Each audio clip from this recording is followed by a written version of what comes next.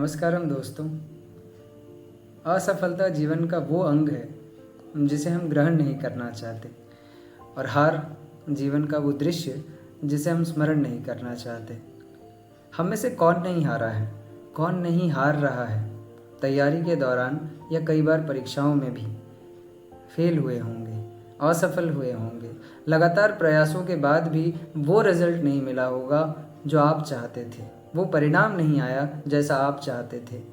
तब मन क्या कहता है? मन कहता है बस बहुत हुआ, छोड़ देते हैं। शायद ये काम मेरे बस की नहीं है, शायद मैं इस काम के लिए बना ही नहीं हूँ। और आप अपने लक्ष्य से भटक जाते हैं। जो उद्देश्य, जो ध्येय लेकर आप चले थे, अब उसके ऊपर आप नहीं रहते, आप रास्ते से विमुख हो जाते हैं। फिर आपको लगता है शायद अब आप किसी दूसरे काम के लिए बने हुए हैं। क्यों? क्योंकि मन के ऊपर जो बोझ होता है ना, वो बोझ फिर आपके आँखों के सामने का जो दृश्य है उसे धुंधला कर देता है, और आगे क्या है वो आपको नज़र नहीं आता।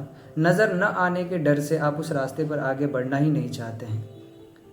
तो इस बोझ के लिए श्री कृष्ण भगवद गीता के 12वें अध्याय के 12वें श्लोक में कहते हैं, देखिए, श्रेयः ही ज्ञानम अभ्यासात् ज्ञानात् ध्यानम विशिष्यते ध्यानात् कर्मफल त्यागस त्यागात् शांति अनंतरम। अर्थात श्रेयः ही ज्ञानम अभ्यासात्, कहते हैं अभ्यासात् ज्ञानम ही श्रेयः, अभ्यास से ज्ञान श्रेय है। और क्या? ज्ञानात् ध्यानम विशिष्यते, ज्ञान से भी ध्यान विशिष्य है, ध्यान विशेष है। ध्यानात् कर्मफल त्यागस, ध्यान से भी कुछ विशेष है, और वो है कर्मफल का त्याग कर देना। त्यागात् शांति अनंतरम, त्याग क्यों करना है? क्योंकि त्यागात् शांति अनंतरम, जैसे ही आप त्याग करते हैं तुरंत आपको शांति मिलती है, तुरंत आपको शांति की अनुभूति आती है। क्या ढूंढ रहे हैं आप? पैसा ढूंढ रहे हैं ना? सुख ढूंढ रहे हैं? नहीं, अल्टीमेटली आप शांति ही ढूंढ रहे हैं। प्रिपरेशन में भी, प्रिपरेशन के बाद जो नौकरी मिलेगी उसमें भी आपका मन आपके ऊपर बोझ बना हुआ है, आपकी असफलता आपके ऊपर बोझ बना हुआ है। त्यागात् शांति अनंतरम, त्याग दीजिए उस बोझ को जो आपके मन ने आपके ऊपर लादा हुआ है।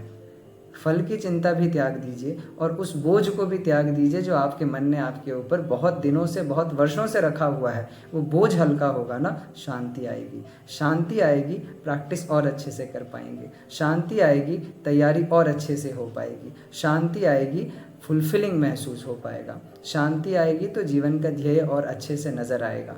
शांति ज़रूरी है, तो त्यागात् शांति ही अनंतरम, अनंत शांति चाहिए ना। मन की बातों को भूलिए। मन जो आपसे कह रहा है ना, मन ठग रहा है आपको। मन नहीं चाहता कि आप सफल हों। क्यों? क्योंकि अगर आप सफल हो जाएंगे तो फिर मन की बात सुनेंगे नहीं ना। फिर मन की बात सुनेगा कौन? मन तो अकेला पड़ जाएगा। मन अपने साथ आपको हमेशा रखना चाहता है, इसीलिए आपको नीचे रखना चाहता है। ऐसी बातें करेगा जिससे आप आगे ना बढ़ जाएं। आगे बढ़ेंगे तो मन पीछे रह जाएगा ना। मन आपके साथ रहना चाहता है, इसलिए आपसे ऐसी बातें कहेगा जिससे आप उदास हो जाएं, दुखी हो जाएं, आगे ना बढ़ पाएं। लेकिन आप मन के बोझ को छोड़िए, त्यागात्, मन को ही त्याग दीजिए, मन की बातों को त्याग दीजिए। फिर देखिए सफलता कैसे मिलती है। और सफलता क्या है?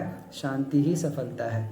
जिस क्षण आप शांत पड़ गए, जिस क्षण आपने शांति की अनुभूति पाली, उसी क्षण आप समझिए कि आपकी तैयारी भी अच्छी चल रही है, आपका जीवन भी अच्छा चल रहा है। नमो नमः।